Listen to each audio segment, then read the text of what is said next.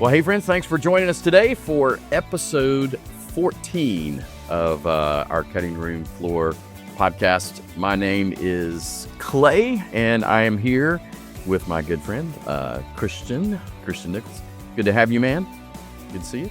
And it's been a while to get back. And honestly, this was prompted by someone who watches us from Thailand, which is crazy. Shannon. Yeah. She emailed in to us and said, "Hey, when are you going to get back to the podcast? I really enjoyed the podcast," and actually repeats details of everything we're saying. And I think that's crazy. Oh, yeah. Thanks for watching and listening. That's awesome. Yeah. And I hope if you ever make it back to Charlotte, you at least have learned how to cook really good Thai food. And then there needs to be just some great get together where we can we can see what you have learned. I love Thai. Listen, we were just talking about food before we came on the air back in the green room. And it's like, man, I'll try anything at least once, but I'm not a green person though. But Thai food, you can get those noodles and spicy meat, and that's good. Yeah, I love good Thai food, and there's a few places around here that are really good. Well, heck, what do I know? It's like an American talking about Mexican food. That's a really good Mexican, and then a Mexican goes over and goes, "Nah, that's garbage." Right. It's kind of like eating fried chicken and collard greens in Indiana. No. Yeah, I mean, no. The only way I would do that is if my wife cooked it. Because they don't even use salt and pepper up there. It's terrible. Yeah, and honestly, so my wife is from northern Wisconsin, Midwest. And I say this, it's not a joke. When I first went to their house, newly married, whatever, the only spices they had in the cabinet were salt and pepper. And I was asking for different things. Hey, where's the cumin? You got some garlic powder? Do you got... Where's the Tony's pepper? Where the Tony Sashers at? Where's the slap your mama? No, none of that. I think some things have changed in the Midwest. I think they have discovered some spices, but wow. Hey, we turned everybody that we met. We turned them on to the Tony Sashers. Hey, you need some of this, and they had it in the grocery stores up there. They just didn't know what to do with it. It's I don't know. What's this Tony's? I don't know what this is. Delicious. You can put that on anything. I know, but in general, again, we're talking about us and how we view things. You leave the South and you go eat somewhere that says they have Southern cuisine. Nah. So that's got to be what makes, unless someone from the South moves up there. Maybe. Yeah, I guess that could happen. That's not been the case. I remember we found a Cajun place in Michigan. We took our daughter to a swim camp or something at one of the universities. And we just happened to kind of, Yelp or whatever. This place. So, but the people were from the parish. They were from Dubuque. And so we talked to them. And then me and you went to a place, I think it was on my birthday or something. Mm-hmm. And that guy was from Metairie, which is southeast Louisiana, kind of close to New Orleans, but had delicious gumbo. Number one question I ask, if they have gumbo on the menu, does your gumbo have tomatoes? And I had to learn this from you. I did not know that that's the difference between Creole and Cajun. Well, there's a lot of difference, but in gumbo world, that's one of the differences. And I am not going to eat any tomatoes in my gumbo. Now, I'm also not going to eat okra in my gumbo. So, and that's a pretty staple thing, even in Cajun world, Southwest Louisiana. But yeah, from what I recall, there's one way you will eat okra: battered and fried till it is black, burnt to a crisp. I'm talking. Burnt. You think it's burnt? Put it in the oil again. I think this, not necessarily the burnt part. I think the characteristic of Southern cooking, the biggest is we cook things till they are done, like slow cooked, done, done. And I'll go to, my wife likes green beans that taste like they just picked off the vine or something. And Crunchy. yeah, mm-mm. Mm-mm. Nope. She loves them that way. I'm like, no, we need to take that, put in some chicken stock, some seasonings with some pork fat, and it's got to cook for about 4 hours, and then I'll eat it. I like green beans with those little white potatoes in them. Yeah. You ever do that? That's the only way that my mom would make them, is green beans with My grandmother, she potatoes. canned green beans, and they always had those little white potatoes in them. You can Goodness get those here in the grocery store. Glory, the Glory brand is a Southern one, and they have the little potatoes in there. It's not as good as cooking them yourself, but you know, Right. Well, sometimes you make do. it's better than eating those raw things that my wife keeps trying to shove on me. And like, Yeah. Now I do like green beans wrapped in bacon and then put in the oven. That's good. My wife yeah, does that. Oh man, I need to but that pass a little. no, my wife like lightly blanches them and then puts some salt, maybe pepper on it, and then eats them. And I don't want them blanched like mm, that. If it sounds like one of the gals from the Golden Girls, I ain't eating it. Mm-mm. yeah. So thanks for emailing us from Thailand to get us talking about food. I hope you're It doesn't enjoying take something much. really good. It doesn't take much to get us talking about food. So, like, Yeah, hey, I all I see you know got from your Thai beef. food is all the Americanized names. Like there's a dish called drunken noodles. I absolutely love it. Um, I have no idea. It's got some pad C something in the name. I don't know what it is in Taiwanese. So Now I see you have your Georgia Tech shirt on, and just for all of our friends and neighbors locally here, your quarterback signed with the Carolina Panthers. I know. Ugh. So what you gonna do now? Like, Well, I'll tell you this, for those of you who are Carolina Panthers fans, uh, be ready to see some amazing things. That kid is severely underrated. I don't think he was a first round draft pick by no means, but he's got a decent arm. I wouldn't say that it's yeah, amazing, but dude, he's got legs. he does have He is wheels. going to outrun Bryce Young for sure. Now, I don't know what he's going to do arm talent wise, but yeah, get ready here in Carolina to see someone like who is going to be the backup, but is going to be a backup sitting and waiting on his opportunity. I can tell you that. He started at Texas A&M. So yeah, He's king.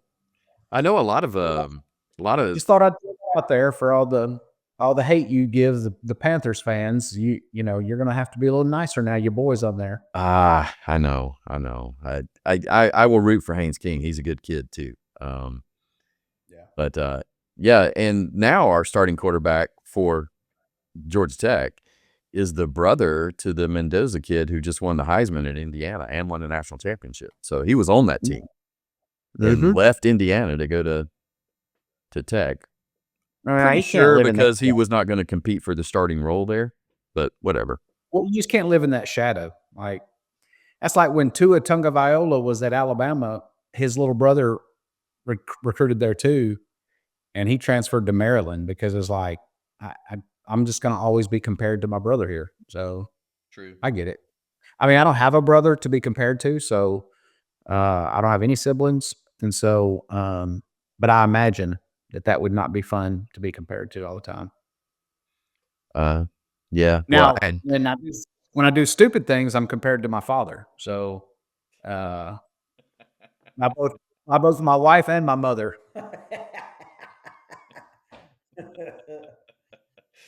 Well, yeah. hey, love, we celebrated 26 years yesterday.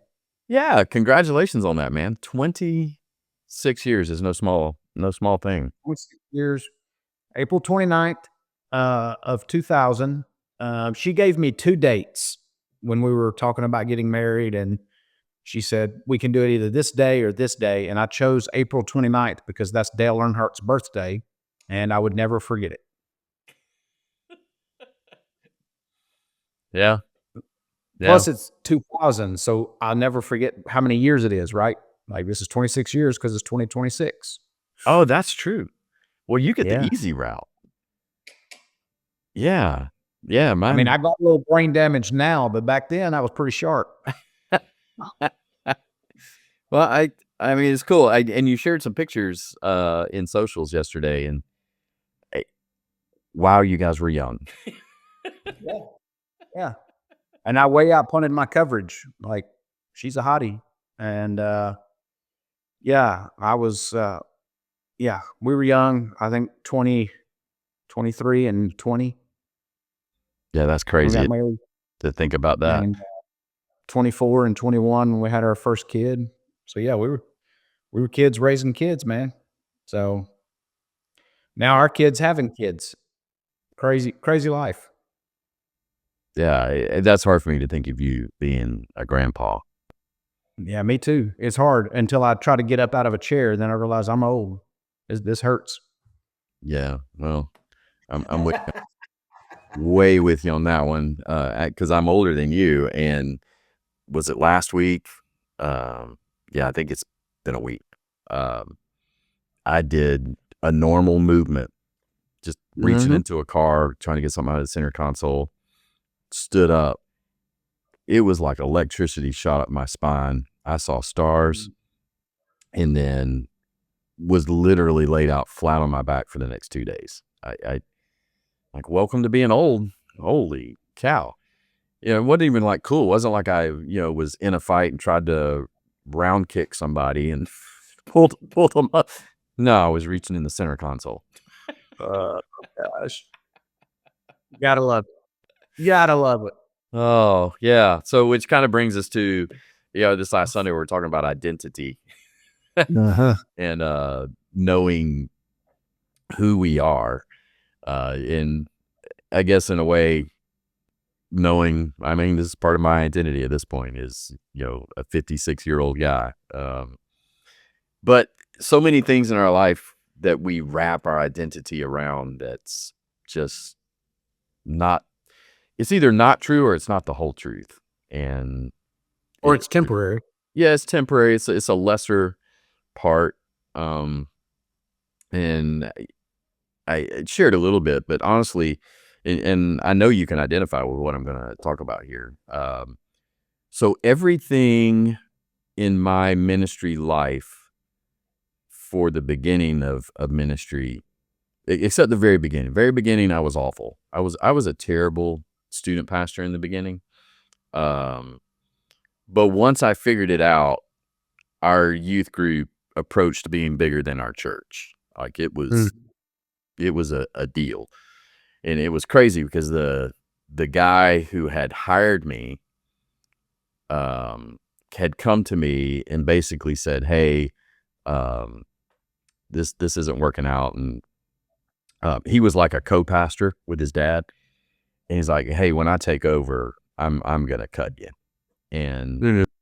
in in the way that I just rose to the occasion, like, I'm gonna show you, and started figuring out youth ministry. And by the time and looking for another job, by the way, it wasn't like, "Hey, I'm gonna show you and I'm gonna stay here." It's like, I'm gonna show you and I'm gonna get out of here.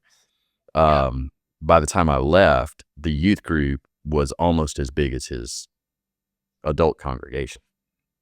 And so that began for me everything going up and to the right. And, Yeah. next thing I know, I'm at what I would have considered a mega church for that day and age, 3,000, 3,500 people on television. Um, you know, just back in the day when churches would show up on television, and just huge success. Then we went planted a church, and after a little bit of a rough start, huge success, everything, doing well. We bought a building. We started filling up that building just over and over and over. And when you're doing that, because I know you all the way through your career, it's been up and to the right. And Mhm. it's really easy, especially for pastors. And I don't know if we got any pastors that are watching this, but it's really easy to wrap your identity. Pastors aren't watching us. Yeah, I hope not. Um, They probably need to because we're honest about some stuff, but they don't want to hear that. yeah, they'd be too busy going, we need to pray for these guys. But Sabbath, I can't Sabbath. People in my church expect me to work 80 hours a week. and we have heard that. Yeah, so Yeah. you just want to perpetrate a bad example. Right. No, do you remember what my question back was? Yeah. So who's actually leading the church then? Hmm. Yeah, I do. Good But dude. yeah, If he does, he knows who I'm talking to. I love the dude to death, but that was Yeah. a telling moment. You Yeah. know. So anyway, And you should know that person has taken to heart everything that you talked about, everything that and has been taking time off. Good. And I don't believe any of that stuff. I was just kidding. but here's the thing: we can wrap our identity around especially as pastors, around what we do, and Absolutely. because it's not just what we pastors. do is so important. And here's the sneaky thing, at least it was for me, and this is what I said on Sunday. Because what we do is so important, I think I'm important because of what I'm doing. Mm-hmm. And so I draw my value off of I'm doing this very important thing. Yeah. But the problem, what happens when you're no longer doing the very important thing? Mm-hmm. And it's an identity crisis. Absolutely, it is. I said it on Sunday. So when the church that I was talking about, I resigned it, merged everybody into another church, and we stepped away. I didn't know who I was anymore. But the thing, and it really, at the time, it didn't bother me because I had too many other things that I was trying to unravel and trying to figure out who I was in my life. But looking back on it, and actually you're the one that had made me think about this. Looking back on it, no one from that church that I led, and everybody would have said, hey, he's great, and man, we love our pastor, and all the dinners we're invited to, and all the things that happens when you're leading something that's growing and blowing and thing, and 0 people had followed up with me. 0. I mean, so all those things that I thought I was, apparently I wasn't. Like valued, important, whatever you want to to that, irreplaceable. Well, we could talk a whole podcast about the lie that you believe you're irreplaceable. That's a deadly trap. Big time. They'll have a advertisement looking for your position to be filled before you're even in the grave. Yeah. And that's not just church. That's corporate world. That's everywhere. Like Yeah. everyone's replaceable, except you can't replace a husband or wife. You can't replace a kid. Mm-mm. Yeah. Can't do that. But that's there are some roles that I think that's who gets neglected though when we chase our identity at work. because I think you can have a role-based identity, and I don't want Sunday's message to take away from that. Like, yeah, I mean, we can get into our identity is found in Christ, but Right. there are some roles Mm-hmm. that transcend what we do. Right. So I am my children's father, and that role has morphed and changed over time, Mm-hmm. but I'm still their father. Like, they're adult children now. I am not their parent anymore, but I'm still their dad. Yep. And like, I think that's okay. I can put my identity being in that. I'm the dad to 3 grown children. Because I take some pride in how they've turned out and what's going on in their life. And, there were some goals and things that we set later in life, honestly, wasn't that I was a bad dad. I just wasn't really present with my children when they were early. Yeah. But later, like I discovered in times like, no. Like everything I do is so that my kids, when they're adults and moved out, that we'll still have not just a relationship, a good relationship. Like they'll call, we'll talk, I can help. So I still have that role. And I think that's a good role. I am my wife's husband. I think that's a good role. Mm-hmm. And that role has morphed and changed over time. And so I don't want to say like the only identity you have is found in Christ. I was like, no, I think that's the strong, firm foundation of who I am. And it does really help to know, how does God really see me? Because I don't know if you got this way in being in church, but I did. I really felt like how God saw me was based on what I was doing for him. Oh, absolutely. Absolutely. That's the trap door of ministry right there. Yeah. So if Perform I'm doing a good faith. job in ministry, then God sees favorably. He's happy. Yeah, he's happy with me. He loves me if I'm doing good stuff. Yeah. But Yeah, I if mean, I'm not, listen, like you said, I missed my kids growing up because I was busy building machines, Mhm. and I would justify it, right? Like I was providing, okay. I would do it, tertiary devotion with the kids, whatever night I wasn't out doing something because it made me feel better about, you know, um, and And I remember my daughter saying this to me. She didn't mean it like in a negative way. It was just she said it and it was true. She said, "Yeah, when I got to youth group, you quit being a youth pastor. That's when I transitioned into more executive type roles." And so even my kids were like, "Well, at least one day my dad will be my youth pastor." And then I didn't even do that. And I was like, "Holy cow." And I've told you this story. I don't know that I've ever really said it publicly, but I'm fine with it. I don't care. I remember the day I got fired from my last church. I came home, told my kids, and my two girls high-fived each other. Wow. And then they stopped, like it startled them, and they looked at me and were like, "Dad, we didn't mean that bad about you." I'm like, "No, I know what you mean." Um, and and yeah, I get it. Like, and honestly, like everything I ever touched turned to gold. Like it was all I was always the least successful years of my life have been the last 3. But this type of success I'm experiencing now is very internal. Mm. I'm changing as a human being. Some of that due to my head injury, some of that due to my financial, kind of where we are as a family. Some of it, like you talked about the season, like I have a daughter who is married and has a kid and one on the way. We just found out. Oh, It's a yeah, public yeah, thing now. true. So Yeah, you told us that. Congrats. And then I have one that's about to be a senior in college. And then I have a sophomore who just finished his sophomore season of baseball.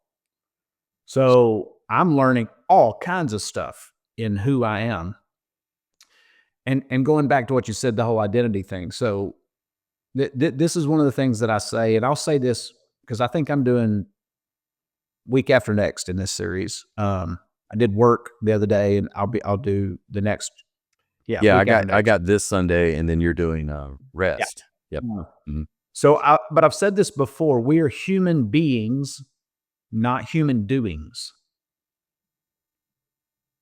There's a huge difference in that. Like who we are must transcend what we do. It doesn't negate what we do. It doesn't mean it doesn't affect it. It doesn't mean none of those things. Like you said, there are parts of our identity shaped by the roles that we fill. That's just the way it is. But when you whole stock sell out to a particular identity, and then that thing is gone, you're lost. Like you don't, dude. And you know this. I've said this, and I'm as transparent as I can be about my ministry experiences and those sort of things. I would never do something that would, bring shame to the body of Christ or whatever in those conversations. But But if you had not invited me to preach, like, I don't know what would have happened to me over the last couple of years, because that was literally my saving grace for me through this season, has been the fact that you let me preach every now and then. Like, because I love it. I know it. I can do it. And you're really I good. I feel successful at it. You know what I mean? Like, that's the thing. And it's not an unhealthy thing anymore. It used to be. The stronghold of that being who I am has been broken, which makes me enjoy it even more now than I would have before, is because I am getting to do it rather than I have to do it. If I don't do this, I'm no good to this world. And it doesn't matter. Again, we're talking about the context of being in vocational ministry, but I know doctors who have bad identities. I know lawyers I know teachers who have bad. I know nurses, and I mean, it's easy for us because it's just natural human inclination. Is Yeah, that and what I'll we tell do? you where I ran into it all the time. So before being here at Next Level, part of a consulting firm that we started, and you encounter a lot of business owners or business executives at existing business. So some have built them, some come in and have raised them up to a level, whatever. Business owners and executives of existing companies have wrapped their identity around who they are at that company. And no different than a pastor. And Yeah. if something happens where the company goes under or they are let go or whatever case may be, it doesn't matter, golden parachute or not, their identity is usually just gone. They don't know who they are. Like, I'm supposed to be this. But yeah. Yeah, I no longer have the position or the authority or whatever it is. In my coaching and consulting, I study generations all the time, and we have in America right now, we have the largest shift in the American workforce since World War One.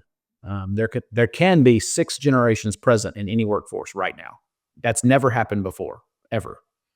And there's 10,000 boomers retiring a day.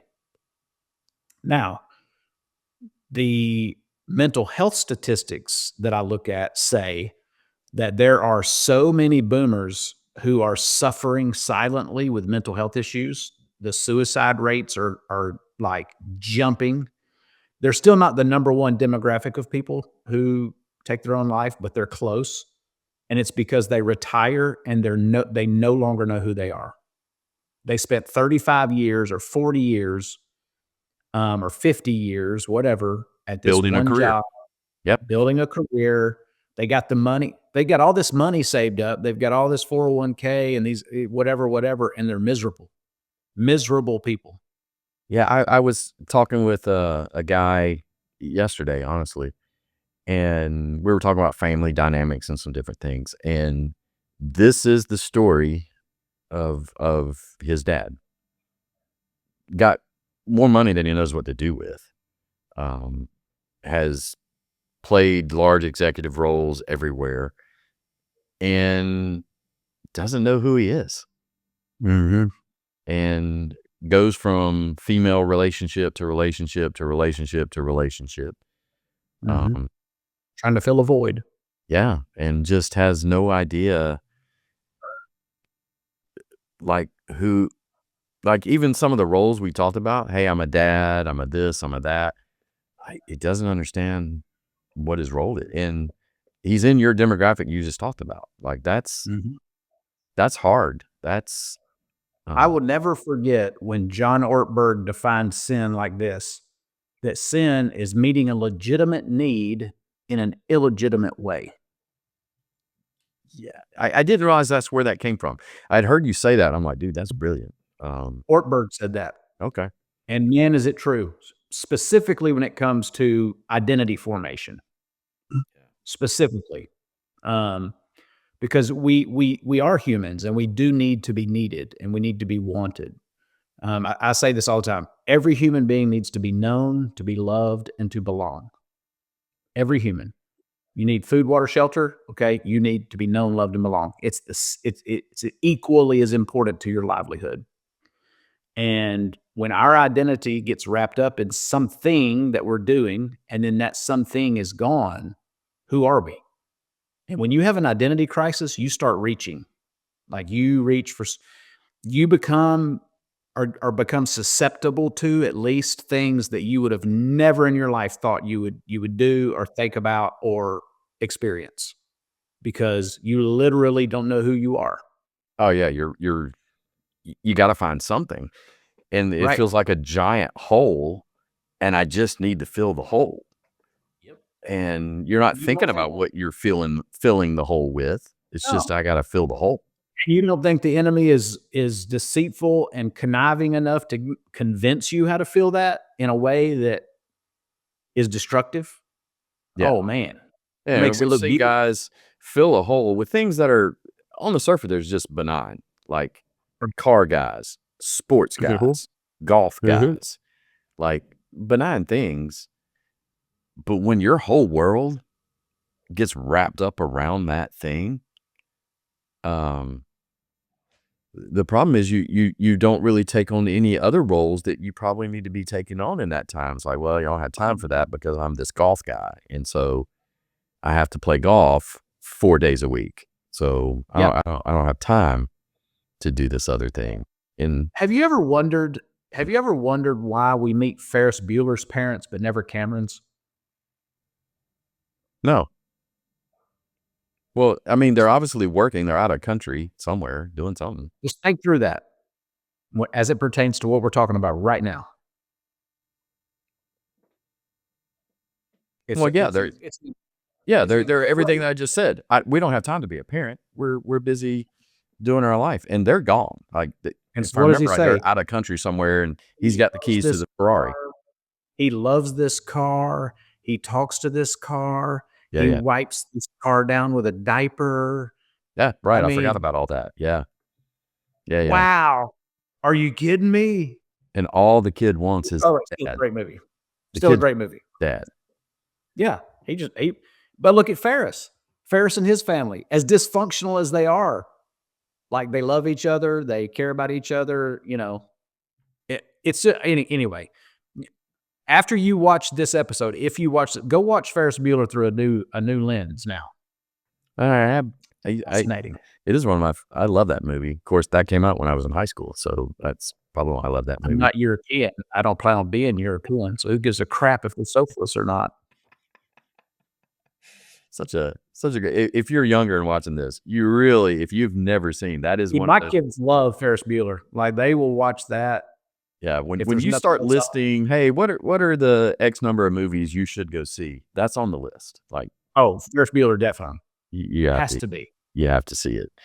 But anyway, so identity, man, have we ever and I say, I'm just being generic in this statement. Have we ever stopped to think why Jesus would give people new names? Well, I'm sure it's linked to identity. Yeah. So he goes from crap. What was Peter's name before he was Peter? Andrew. Simon. So he goes from Simon to Peter. to this idea of being a rock, being a foundation, being strong. I'm not Catholic, so I don't think it's in the sense of like on this foundation, literally on Peter, I'm going to build this. But the statement that he makes is foundational. And so, yeah, Peter, you get it. You get it. And by the way, did Peter like existentially in the moment become completely different? No, he denied him 3 times.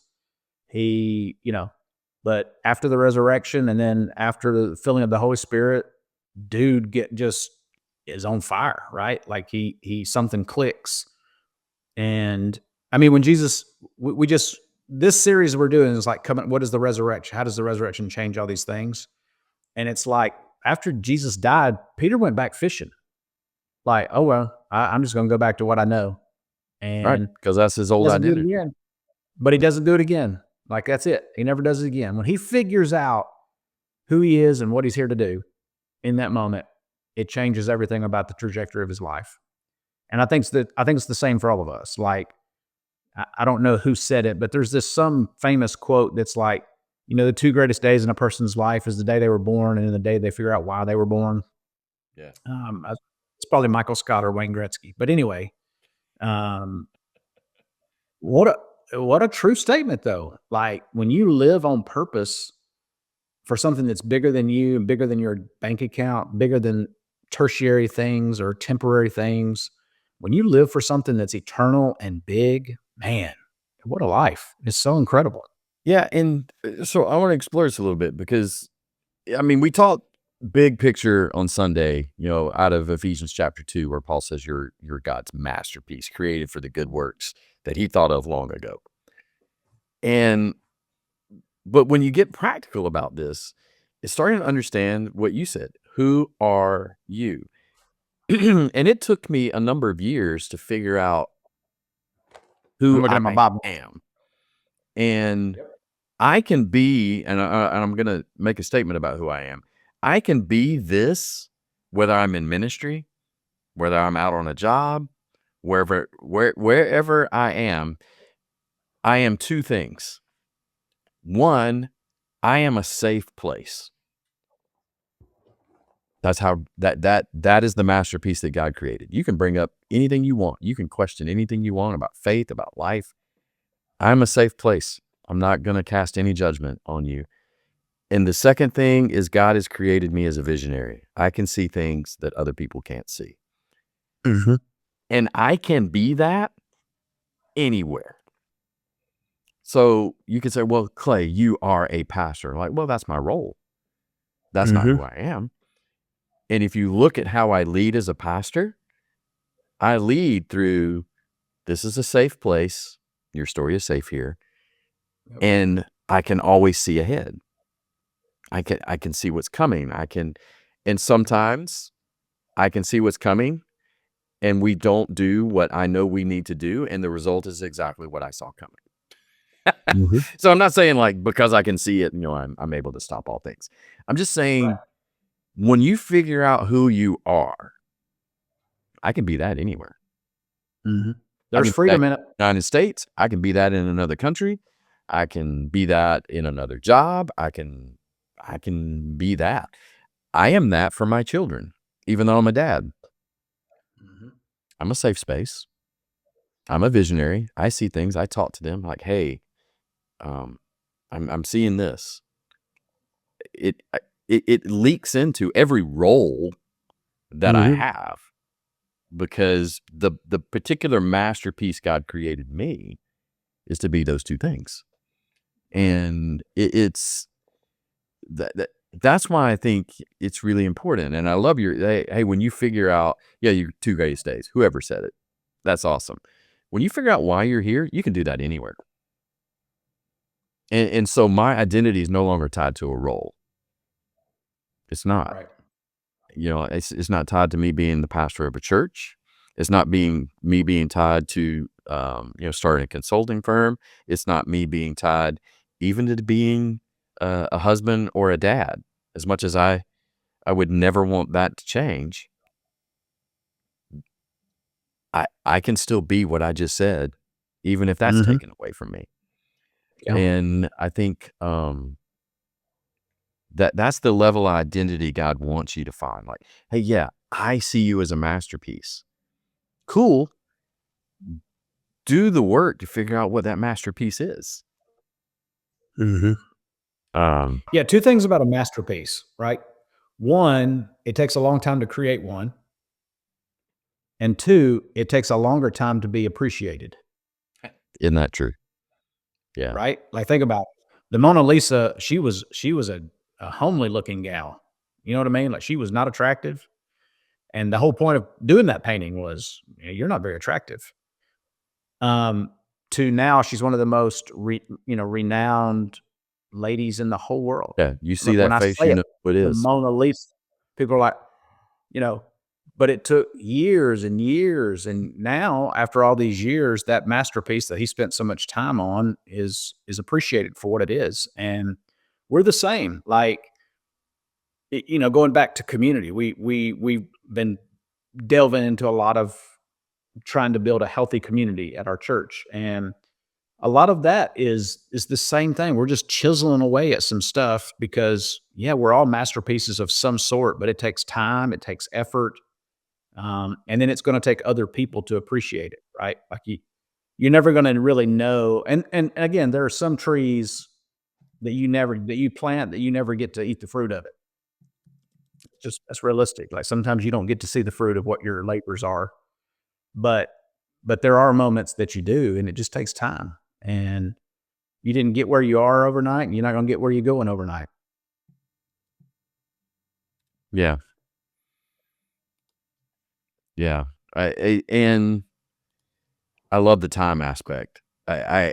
Because when I think about faith, or what that means, you kind of brought it out in one message before, and I'd never thought about it, but you talked about faith being measured as a weight.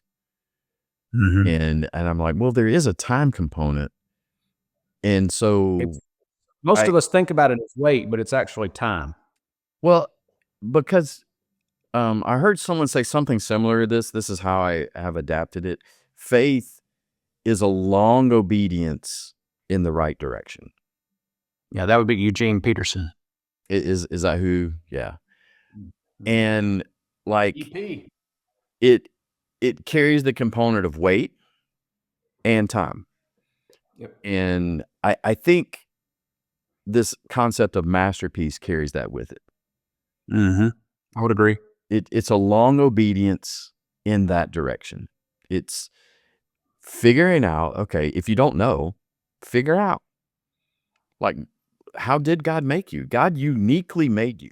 We didn't go to that verse in Psalm, and I almost did, but for time's sake, I cut it out. But God knitted you together in the womb. He had a plan, and Ephesians alludes to that he made for you long ago. Mm-hmm. So talk to him about what that is, not your role. I'm not saying God doesn't give, two craps. We'll keep it PG, two craps about your role. But I mean, kind of. You can go do that anywhere. Like, hey, I'm happy. I'm proud of you. It's kind of like my boys have a job, right? They have a job. I'm very proud of the jobs that they have. But if their job changed tomorrow, okay, I'm not tied to their role. I think God is that way. Like, hey, your love for them isn't tied to that job. yeah. So like, you just be you. And God is the ultimate perspectiveness, right? Like he can see the end. I talk about imagining the end, but he can see the end. And so it's like nothing ever catches him off guard. Like nothing shocks or surprises him, which I know that brings up a whole other strain of questions in my mind. But the point of it is in identity formation is he's going to do what is necessary to get you to the end that he already sees. Yeah. Oh, Like, yeah. he just Well, but in the question that I would say there is why. Because, okay, people make statements, I'm a why guy. I know you are too. Why? Mhm. Why, God? Because what he created you for is really important. Yep. That's why. Mhm. Like, do not minimize the identity that God made you to be. You may not get to stand on stages and speak to hundreds or thousands of people. Who cares? And let me tell you, that will do two things to you. One, it will either wear you out or it will turn you into a narcissist. So, like, Or both. or be very careful. Don't look to that and go, I want to describe that. No. God created you to be something. Go be that something, even if it's for one person or 5 people or 10 people through the course of your lifetime. Go be that, because God made you to be that. And then honestly, once you understand who you are, nobody can take that away from you. Right. That's exactly right. Like, I could be thrown in jail for my faith or whatever, wrongly persecuted or prosecuted for anything. I can still be a safe space. and I can still be a visionary. I doesn't matter. You can't take it away from me. Once you Right. figure out what masterpiece you are, no one can take it away from you. It's God who gave it to you. And yeah, I would just encourage people, to stay in that. Well, I know in a couple of weeks, I don't want to give away this week's topic. But 2 weeks from now, you're going to be talking about rest, and there's some identity issues that are tied to rest, because 100%. you in big time faith, rest is a faith issue, because you just have to have faith that everything will keep going, or that it won't fall apart. And so Yeah. identity, And I'll explore faith, this a little more, but for me, it's a confession more than it is a faith aspect. For me, it's a confession. I have to remind myself that I can't produce more than God can. Yeah. Right? Like I can't take 3 loaves and 2 fishes and feed 5, 6, 7, 10,000 people. I can't. But if I work hard enough, I can get enough bread and enough fish to do that. So for me, Sabbath is a confession that I can't outwork God. So yeah, we'll explore that a little bit, and I'm going to talk about how my perspective and approach to Sabbath has shifted since I'm no longer like a full-time vocational pastor. It was very different for me in that setting than it is for now, which I'm grateful for, because now I can actually talk to corporate people and executives and people in the office space from a different perspective of what it means to rest well. And I think people will be surprised when they hear what rest actually is. So I know I'm looking forward to it. And I mean, then it's not just back in the lazy boy. I mean, it can be, but not always. And then I hope we get a podcast after that, so we can explore, like, there are a couple of topics inside this series that are like, okay, we really need to explore that one, and that's one of them for sure. I felt like this one was identity, but rest. We have so many people, let's just call it what it is, and I'm in this category too. It's not like I'm perfect, that are disobedient when it comes absolutely. to this thing that God says you should do. I made you. I understand how you need rest. You need to do this, and we don't. We just disobey. Well, again, like there's this thing called first occurrence in the Bible. When you're studying the Bible, if you look at the very first time a concept or a word appears, that's its purest meaning, and then it develops through the narrative of the story, through the Bible, through the 66 books.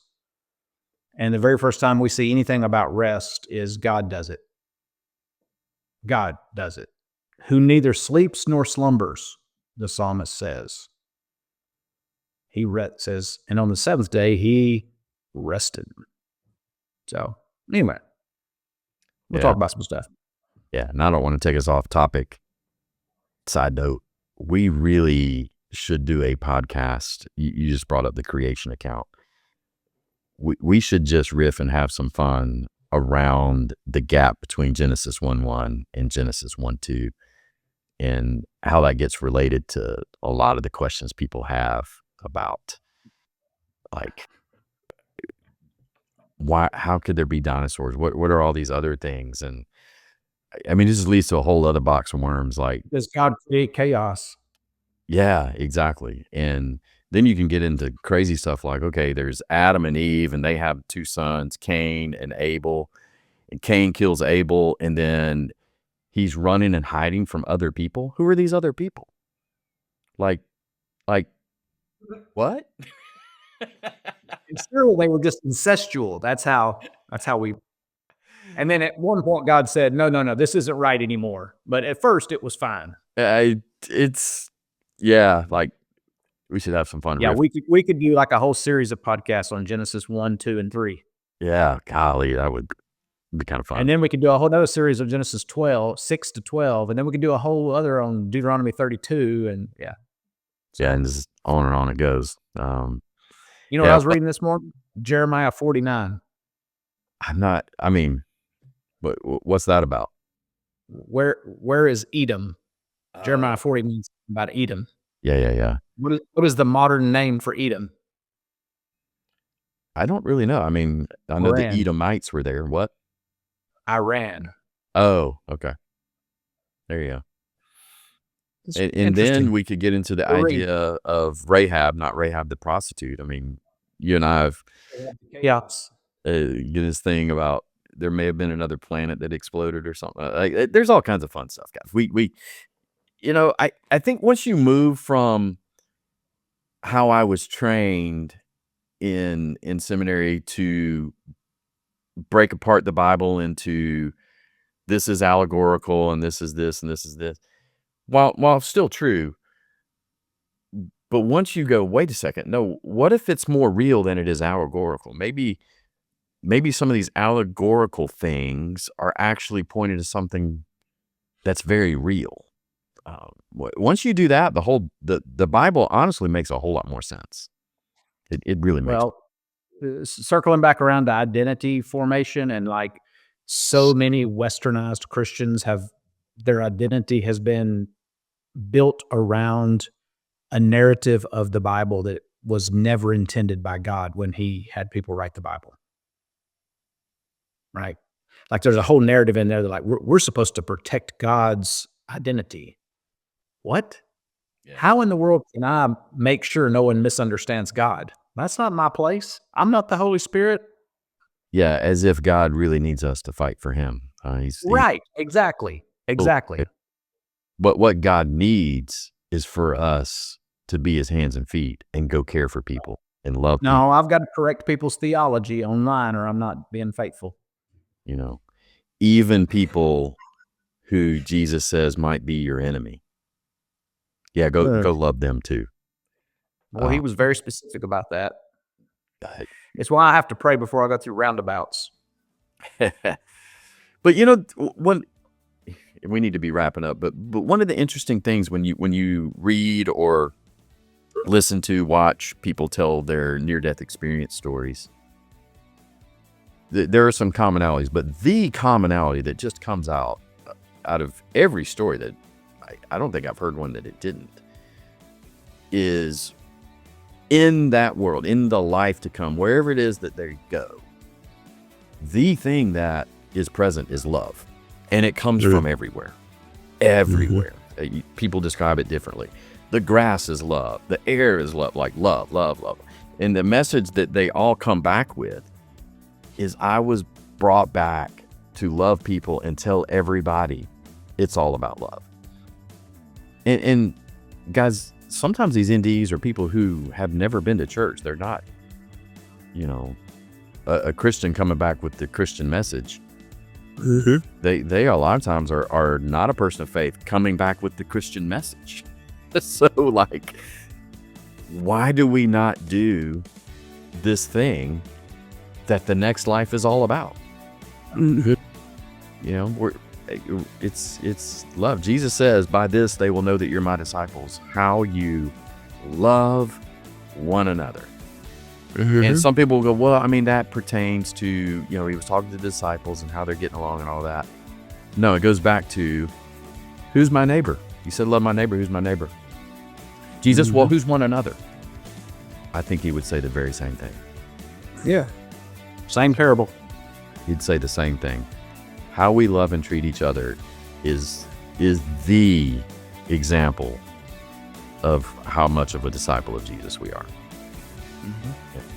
Yeah. Sure. We could spend forever on that. So, hey man, I appreciate you. Absolutely. Really appreciate your time. And thanks to the to person see in you. Thailand who said, hey, you guys need to do another podcast. You pushed us to put it on our calendar and to be able to have it. And, thanks to all you guys for listening. And we will see you back next time on the next episode of the Cutting Room Floor. Bye, guys. Later. Have a good week.